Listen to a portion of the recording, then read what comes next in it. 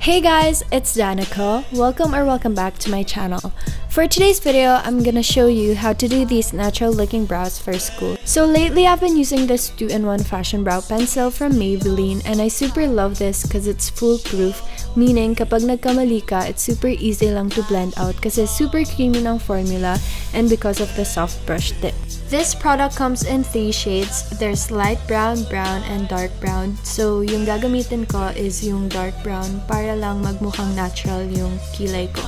So I'm gonna start off by lining the bottom part of my eyebrows. Usually sa gitna ako nagsistart, then I slowly fill them in. After that, I start to line the top part of my brows and just continue filling them in.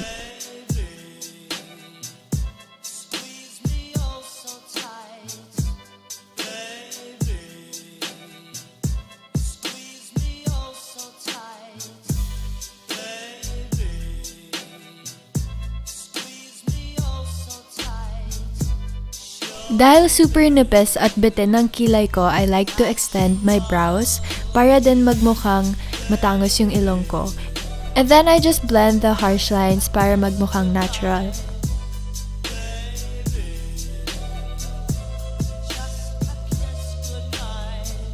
I like to take a damp cotton swab just to clean out the edges of my eyebrows. You can stop from here, but for me, I like to set my brows, so I use my clear mascara from Maybelline.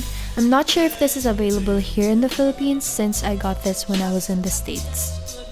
So that is it for this video. I hope you guys enjoyed watching it. If you did, make sure to give it a thumbs up and subscribe if you still haven't, and I'll see you guys in my next video. Bye!